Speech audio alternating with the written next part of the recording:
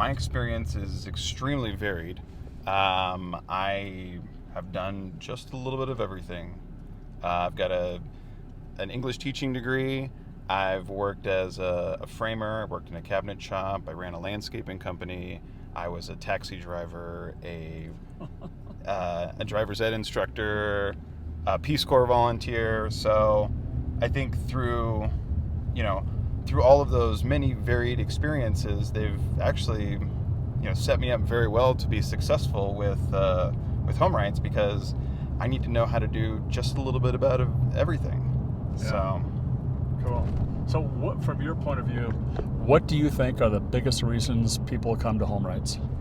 I think there's a couple of reasons. One of the main reasons is control. So people, they have more input in what goes into their custom house than somebody who works with another custom home builder. I feel like we give our clients an opportunity to really have input in the details of what goes into their house, from the sinks to the doors to the roof. I mean, anything they want, they can get it as involved and as in depth as they want. And I think people like having that. Well, some people like having that control. Now, certainly it's not for everybody, Yeah. but you can. There's also the money savings part of it. So by putting in that sweat equity, by being your own general contractor, it's a lot of work. You've got to work with subcontractors. You've got to stay on top of your emails and your schedule, stay on top of your inspections, and so it's a lot of work, but it's rewarding in that you can save a lot of money by putting in that sweat equity. Yeah, so I think those two reasons are the main ones I think people use us for.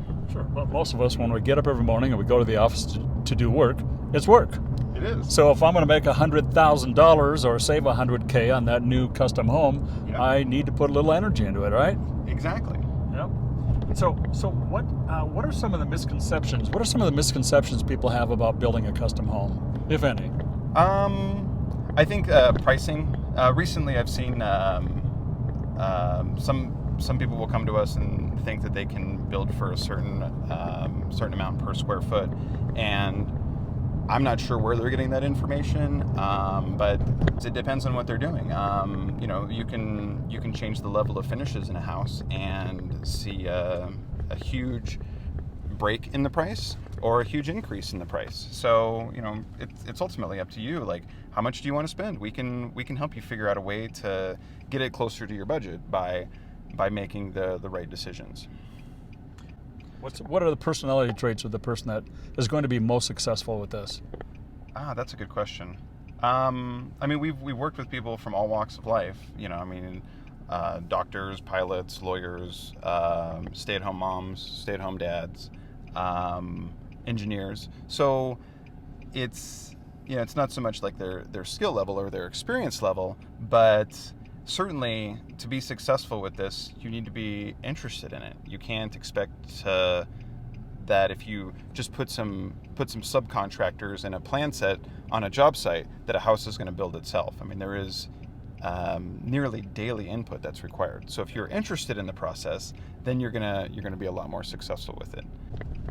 I would say that our most successful clients are interested in the process. They want to get to know the subcontractors. They want to have that input and be very specific about what goes into their house. And so their interest in that house will contribute to their success in it. People that are building their first time custom home have no idea where to begin. What are some of the basic things they should be looking for, thinking about before they begin down this journey? Well, I think that if you're going to be building a custom home, you should go visit some homes and see what sorts of new technology, new building materials, and the latest in building science is available. Home building, I think, has come a long way in the last 10 years. We're doing things with vapor barriers, with different finishes, different roofing materials, different siding materials that just weren't available 10 years ago. And those things are contributing immensely to the efficiency of a home, to the cost of a home. So, we're kind of on the cutting edge with some of these things, and these new technologies can be a little expensive to start. But, if you build a really tight home, then you're going to see savings over the life of the home and your energy bills. Sure. And so I'd say start with that, and then go to the Parade of Homes, or look online, go to House, and get an idea of what you want. If you've got a lookbook that you've put together with a bunch of pictures that embody what you're trying to accomplish for your house, it's going to be worlds easier to show that to a subcontractor and say, this is a picture of what I like, rather than I kind of like this, or I can't really describe very well what I like, but it's not that. And so it's less helpful. So pictures certainly can be beneficial when you're starting out.